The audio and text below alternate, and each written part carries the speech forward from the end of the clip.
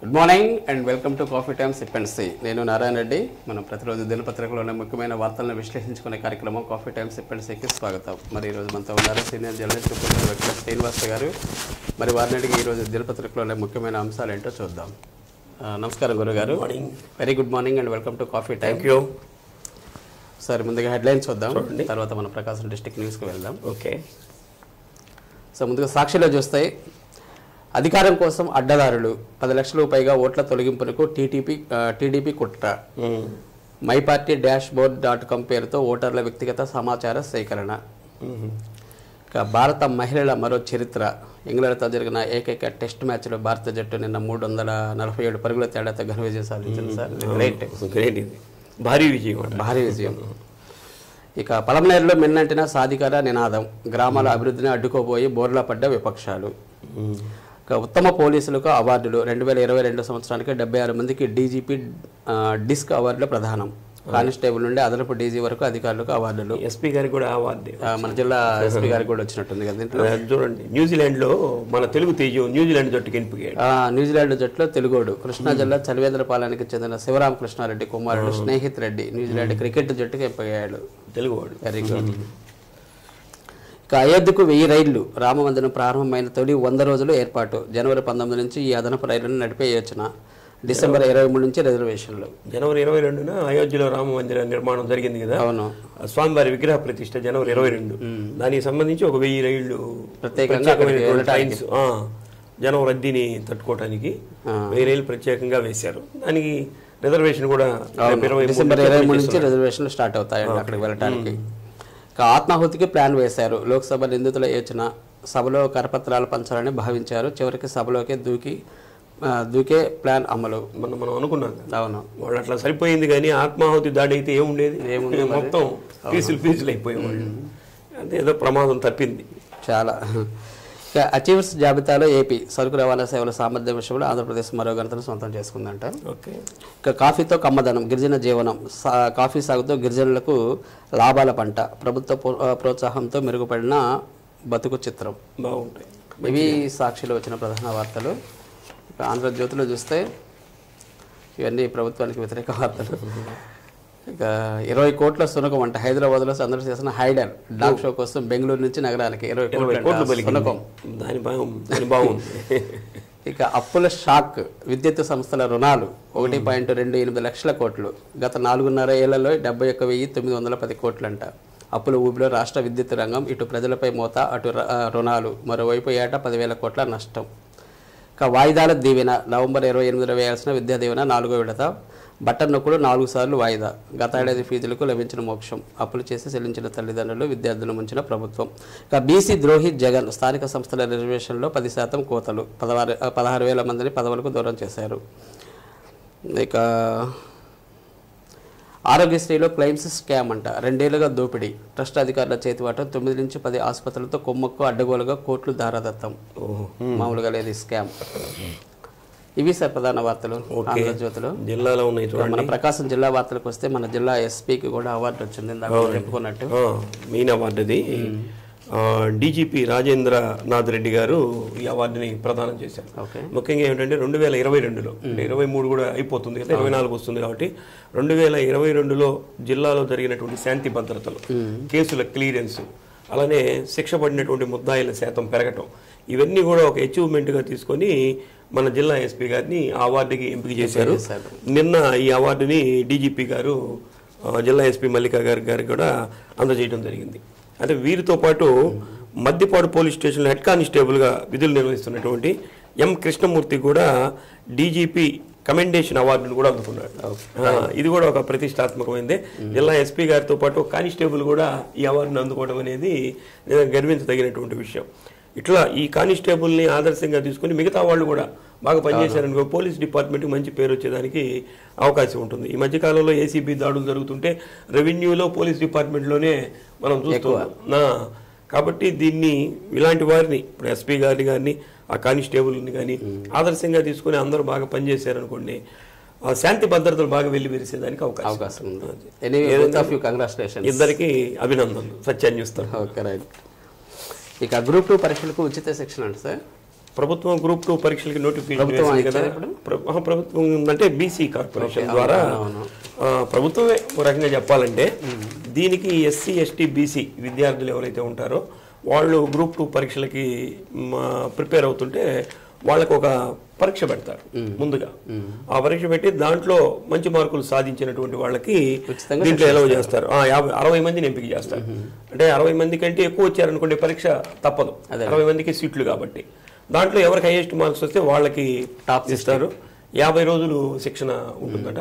మంచి ఎఫిషియెంట్స్ ఎవరైతే దీనికి సంబంధించి ఉంటారో వాళ్ళ ఫ్యాకల్టీని తీసుకొచ్చి వాళ్ళ చేత ఇప్పించడం జరుగుతుంది. 50 రోజుల పాటు ఈ శిక్షణ ఉంటుంది. దీనికి స్టైఫండ్ కూడా ఇస్తారట. దీంట్లో ఉన్నటువంటి వాళ్ళకి స్టైఫండ్ ఇస్తారు. 50 రోజులు స్టైఫండ్ ఇస్తారు. ప్లస్ వీళ్ళకి స్టడీ మెటీరియల్ అన్నీ కూడా ఫ్రీగానే ఇస్తారు. కాబట్టి దీనికోసం అప్లై చేసుకునే వాళ్ళు ఎవరైనా ఉన్నట్లయితే అప్లై చేసుకోమని చెప్పి బీసీ స్టడీ సర్కిల్ సంచాలకులు అంజలా గారు కోరుతున్నారు. కాబట్టి దీని పూర్తి వివరాలు కావాలంటే బీసీ కార్పొరేషన్ ఆఫీస్ కనుక వెళ్తే సంపూర్ణమైనటువంటి వివరాలు తెలుస్తాయి. దీనికి సంబంధించినటువంటి సెల్ నెంబర్స్ కూడా ఇచ్చారు. లేకపోతే ఆ సెల్ నెంబర్ ద్వారా కానీ వాళ్ళు ఫాలో కావచ్చు. ఎవరైతే దీన్ని అప్లై చేసుకుంటారో దానికి సంబంధించినటువంటి సర్టిఫికేట్స్ ఏమేమి కావాలో అవి కూడా ఇచ్చారు. ఇవన్నీ జనరల్గా ఎప్పుడు ఉండేటటువంటివే కాబట్టి దాని ప్రకారం ఫాలో అయితే అదే మంచిది. ఇది ఫ్రీగా గ్రూప్ 2 అంటే ₹1000 ఉంటుంది. బయట కోచింగ్ తీసుకోవాలంటే ₹1000 ఉంటుంది. కాబట్టి ఇవన్నీ కూడా ప్రభుత్వమే ఫ్రీగా అందజేస్తుంది. సాక్షిలో వచ్చింది, ఎవరైనా కావాలనుకుంటే చూడవచ్చు. ఈ పేపర్లో వచ్చే ఉంటుంది, సాక్షిలో కూడా ఉంది. ఓకే సార్, ఇక వైద్య నిపుణుల పెంపుపై మాగుంట ప్రశ్న. అంటే గ్రామీణ ప్రాంతాల్లో ముఖ్యంగా అప్పుడు పుట్టినటువంటి పిల్లలకి తల్లులకి వీళ్ళకి తల్లి బిడ్డకి సంబంధించినటువంటి వైద్య సేవలు అందించడానికి ఎటువంటి ఏర్పాట్లు కేంద్ర ప్రభుత్వం చేస్తుందని చెప్పి మాగుంట శ్రీనివాసరెడ్డి గారు పార్లమెంట్లో ప్రశ్నించడం జరిగింది. పార్లమెంట్ సమావేశాలు జరుగుతున్నాయి కదా, దానికి ప్రతిరోజు కూడా ఏదో ఒక సమస్యని చూపిస్తున్నారు. దీనికి ముఖ్యంగా ఏమిటంటే గ్రామీణ ప్రాంతాల్లో వాళ్ళకి అవగాహన తక్కువ ఉంటుంది ఆరోగ్యం పట్ల. కాబట్టి ఇట్లా పిహెచ్ఎస్ ఇవన్నీ ఉంటాయి కదా, వాటి ద్వారా వాళ్ళకి అవగాహన కల్పించడం, వాళ్ళకి ఏదైనా ఆరోగ్యం బాగలేకపోతే వైద్య సేవలు అందించడం ఎలా ఉంది అని అడిగినప్పుడు దానికి సంబంధించినటువంటి ఆరోగ్య కుటుంబ సంక్షేమ శాఖ మంత్రి మన్సుఖ్ మాండవీయ వారు సమాధానం కూడా ఇచ్చినట్టు తెలుస్తుంది. దేశం మొత్తం మీద గ్రామీణ ప్రాంతాల్లో 1414 తల్లి పిల్లల వైద్య నిపుణులు, 2518 మంది శిక్షణ పొందినటువంటి ఎంబీబీఎస్ నిపుణులు, అంటే 38,917 మంది వివిధ శాఖల ద్వారా పనిచేస్తున్నారు. ఇంకా దీన్ని విస్తృతి పెంచాలనే ఉద్దేశంతో మెడికల్ కాలేజెస్ కూడా శాతాన్ని పెంచుతున్నారట. అంటే మెడికల్ కాలేజీని పెంచడం ద్వారా ఏమవుతుందంటే దాంట్లో నుంచి ఎక్కువ డాక్టర్స్ వస్తారు. కాబట్టి దానికి కూడా ఒక ఎస్టిమేషన్ కూడా వేశారు. 96,989 మంది డాక్టర్ సీట్లతోటి మెడికల్ కాలేజీని కూడా ఏర్పాటు చేస్తున్నారు. వాళ్ళు బయటకు వస్తే వాళ్ళ సేవలు కూడా వినియోగించుకుంటామని చెప్పి వారు సమాధానం చెప్పడం జరిగింది. ఏదైనా సరే ప్రజలకి వైద్యం అనేది ప్రధానం కాబట్టి ప్రభుత్వాలు కూడా విద్యా వైద్యం మీద ప్రధానమైనటువంటి దృష్టి సారిస్తే మంచిది. ఏదైనా లాయర్లు డాక్టర్ సార్ వీళ్ళని ఎంత ఎక్కువ మందిని చేస్తే మంచిది, త్వరగా న్యాయం జరుగుద్ది, త్వరగా ఆరోగ్యం వస్తుంది. ఇక మరో వార్త సార్, రేటింగ్ అనేది చట్టరీత్యా నేరం. ర్యాగింగ్ అనేది ఇప్పుడు సర్వసాధారణం అయిపోయింది. అంటే ప్రభుత్వం ఎన్ని చట్టాలు తెచ్చినా సరే కొన్ని చోట్ల జరుగుతుంది. ఇప్పుడు మన మెడికల్ కాలేజీలో జరిగింది అలాంటిదే, ర్యాగింగ్ లాంటిది. అది కూడా అంటే బలవంతుడు బలహీనుడి మీద చేసేటువంటిది ర్యాగింగ్ అంటే. దీంట్లో భాగంగా నిన్న దిశ ఎస్ఐ గారు, ఏఎస్ఐ గారు గౌతమి గారు బేస్ ఇంజనీరింగ్ కాలేజీలో దీని మీద ఒక అవగాహన సదస్సుని ఏర్పాటు చేశారు. ముఖ్యంగా ఈ మధ్యలో ఈ సెల్ ఫోన్లు వచ్చిన తర్వాత ర్యాగింగ్ ఎలా అయిందంటే ఫోన్ ద్వారా ర్యాగింగ్ ఎక్కువ అయింది.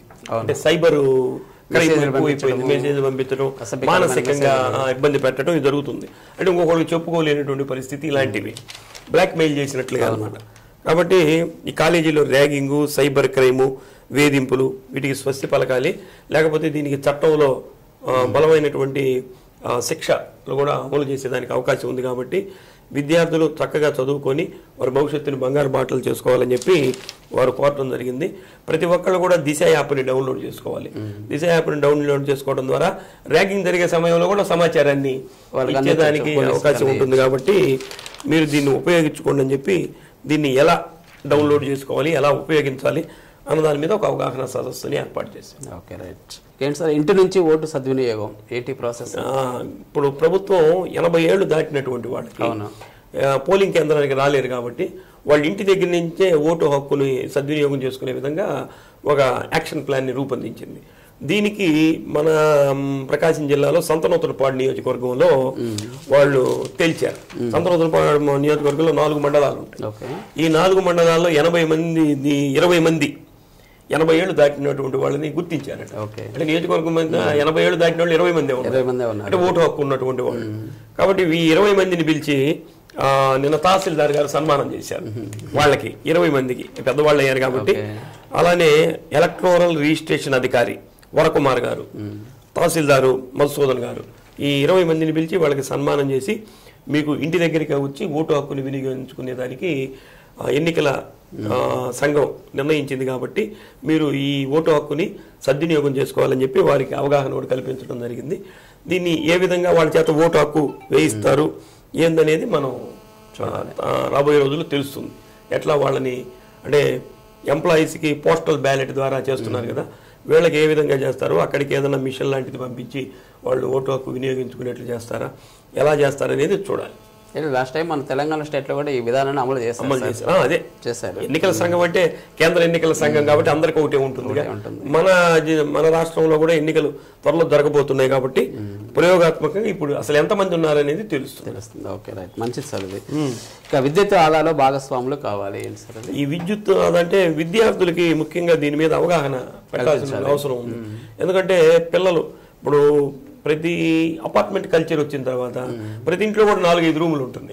రూములు ఉంటే ఆ రూమ్ లో ఏదైనా పని ఉన్నప్పుడు వెళ్ళి ఫ్యాన్ వేయటం, బల్బ్ వేయటం, మళ్ళీ ఇంకో రూమ్కి వచ్చేసారు దాన్ని ఆపడం, ఇట్లా విద్యుత్ వృధా అయిపోతుంది. అందుకని నిన్న సత్యనారాయణ గారు ఎస్సీ గారు దీని మీద విద్యార్థులకి రైజ్ ఇంజనీరింగ్ కాలేజీలో ఒక సదస్సుని ఏర్పాటు చేశారు. ముఖ్యంగా విద్యార్థులు ఈ ఆదా పట్ల కొద్దిగా శ్రద్ధ వహించాలి అని వారు చెప్పడం. ఎందుకంటే రేపు వీళ్ళు పెద్ద అయిన తర్వాత వీళ్ళే కదా యజమానులు అయింది, కాబట్టి ఆ బాధ్యతని ఇప్పటి నుంచే మీరు తీసుకోవాలి. దీని ఎలా ఉంటుందంటే ఇది ఒక సామాజిక బాధ్యత. ఒక్క యూనిట్ని ఆదా చేయటం అంటే 2 యూనిట్లు ఉత్పత్తి చేసినట్టు లెక్క. కాబట్టి మీరు దీని మీద ఒక అవగాహన కలిగి ఉండి అనవసరంగా ఇప్పుడు సెల్ ఫోన్ ఉంది, సెల్ ఫోన్ కూడా కావాల్సినంత వరకే మనం ఉపయోగించుకోవాలి, కావాల్సినంత వరకే దాన్ని ఛార్జింగ్ పెట్టుకోవాలి. అనవసరంగా ఛార్జింగ్ పెట్టి నైట్ అంతా అది అవుతూ ఉంటుంది. ఇవన్నీ కూడా చాలా చిట్కాలు మనకి. పవర్ సేవింగ్ ఆదా ఎలా అనే దాని మీద మనకి టీవీ ఆపం, మనం టీవీని స్విచ్ అసలు ఆఫ్ చేయాలట, అలాగే మనం టీవీ ఆఫ్ చేస్తాం, అయినా కానీ దాంట్లో నుంచి పవర్ కన్జంప్షన్ జరుగుతూ ఉంటుందట. కాబట్టి ఇట్లా చాలా రకాలు ఆదా మీద చెప్పున్నారు. కాబట్టి విద్యార్థులు దీని పట్ల అవగాహన పెంచుకోవాలని కోరారు. అంటే రాబోయే రోజుల్లో ఎండాకాలం వస్తుంది, మళ్ళీ విద్యుత్ వినియోగం పెరుగుతుంది, అప్పుడు ఉత్పత్తి తక్కువ ఉందనుకోండి మనమే ఇబ్బంది పడేది. కాబట్టి మనమే సేవ్ చేసుకుంటే మనం ఏ విధంగా అయితే మన డబ్బులు మనం సేవ్ చేసుకొని బ్యాంకులో పెట్టుకొని వాడుకుంటాము, అలానే ఇది వాడుకుంటే కదా మంచిది, కరెంట్ ఛార్జ్ తక్కువ వస్తుంది. ఓకే, ఇక నిత్య అన్నదాన కేంద్రం ప్రారంభం సార్ నిన్న జరిగినట్టుంది. శుభం ఫౌండేషన్ వాళ్ళు మొబైల్ ద్వారా కొంతకాలం నుంచి నిత్యం ఏదో ఒక ప్రాంతంలో అన్నదాన కార్యక్రమం చేస్తున్నారు. మరి వాళ్ళకి ఇప్పుడు మంచి ఇది కలిగినట్లుంది.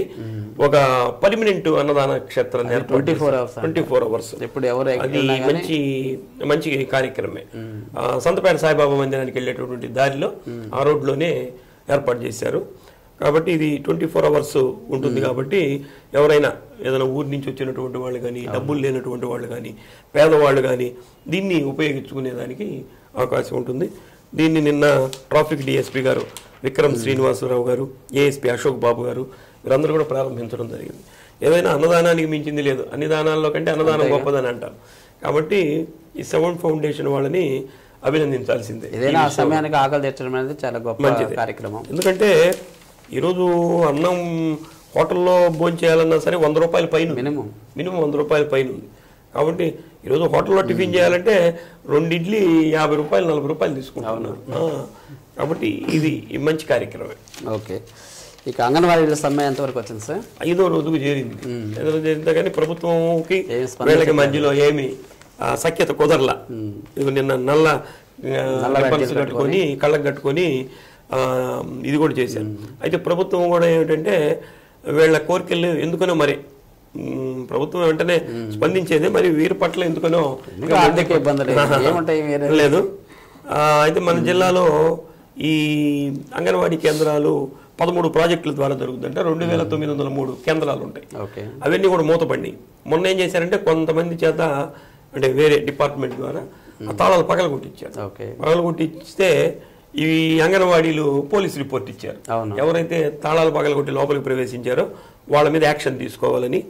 ప్లస్ ప్రభుత్వం కూడా ఏం చేస్తుందంటే పొదుపు సంఘాల మహిళలను రంగంలో దించి ఈ అంగన్వాడీ కేంద్రాలంటే ఈ పిల్లలకి పౌష్టికాహారం, బాలింతలకు పౌష్టికాహారం ఇవన్నీ ఇవ్వాలి కదా. కాబట్టి దాని మీద ప్రత్యామ్నాయ ఏర్పాట్లు చేయడానికి ఈ పొదుపు సంఘ మహిళల్ని దీంట్లోకి రంగంలోకి దింపారు. దీనికి సంబంధించినటువంటి వైఎస్ఆర్ కేపీ మెప్మా పథకంలోని విఓఏలు, పొదుపు సంఘాల మహిళలు వాళ్ళందరూ కూడా రంగంలోకి వచ్చారు. వాళ్ళని వీళ్ళు ప్రతిఘటిస్తారుగా, ఇటు తిరిగి ప్రతిఘటిస్తారు. మొత్తం మీద ఏం జరుగుతుందో చూడాలి. వారి సమస్యని సానుకూలంగా పరిష్కరిస్తే ఈ అంగన్వాడీలందరూ మళ్ళీ డ్యూటీకి వెళ్ళేదానికి అవకాశం, చాలా మందికి ఉపయోగం. ఓకే సార్, ఇక నేటి నుంచి ధనుర్మాసం స్టార్టింగ్. ధనుర్మాసం అంటే అదే తిరుప్పావై అని అంటారు కదా, ఆండాళ్ గోదాదేవి రచించినటువంటి తిరుప్పావై. తిరుప్పావై అంటే 30 పాసురాలు ఉంటాయి. అంటే దీని యొక్క ప్రత్యేకత ఏమిటంటే తిరుమలలో స్వామివారికి ప్రతిరోజు సుప్రభాత సేవ ఉంటుందిగా, కౌసల్య సుప్రజారామ అని ఉదయాన్నే 3 గంటలకే సుప్రభాతం ఉంటుంది. అయితే ఈ నెల రోజుల పాటు ఆ సుప్రభాతం అనేది ఆపేస్తారు. ఆపేసి గోదాదేవి రచించినటువంటి పాసురాలతో ఆయన మేల్కొల్పుతారు. అంటే సుప్రభాతం స్థానంలో ఈ తిరుప్పావై పాసురాలు ఏవైతే ఉంటాయో దాని ద్వారా స్వామివారిని మేల్కొల్పేటటువంటి కార్యక్రమం. ఇది ధనుర్మాసం స్టార్టింగ్ డే నుంచి. ధనుర్మాసం అంటే పండగ నెల అంటారు. పండగ నెల అంటే సంక్రాంతి నెల ప్రారంభం. అంటే ఇంటి ముందు ముగ్గులు వేసుకోవటం, కళ్యాపు చల్లుకోవటం, గంగిరెద్దులు రావటం, హరిదాసులు రావటం, ఇవన్నీ కూడా ఈ రోజు నుంచి కోలాహలమైనటువంటి వాతావరణం ఉంటుంది. మరి అపార్ట్మెంట్ కల్చర్ వచ్చిన తర్వాత ఇవన్నీ కనపట్ల పల్లెటూరులో ఇవన్నీ మనం చూసేదానికి అవకాశం ఉంటుంది. కాబట్టి ఈ రోజు నుంచి ధనుర్మాసం ప్రారంభమైంది, పండగ నెల ప్రారంభమైంది. కాబట్టి కొత్త అల్లులు రావటం, కొత్త బట్టలు కొనుక్కోవటం, పంట మన ఇంటికి రావటం, ఇవన్నీ కూడా జరిగేటటువంటి మాసం ఇది. అది ఈ రోజు నుంచి ప్రారంభమవుతుంది. Okay sir, thank you very much sir, ఈరోజు చక్కటి విశ్లేషణ అందించినందుకు. మరి ఇదండి ఈనాటి కాఫీ టైమ్స్ పిలిచే కార్యక్రమం. తిరిగి రేపు ఉదయం మరిన్ని తాజా వార్తలతోటి శ్రీ సత్య న్యూస్లో 8:30 మళ్ళీ కలుద్దాం. అంతవరకు చూస్తూ ఉండండి శ్రీ సత్య నెట్వర్క్. నమస్కారం.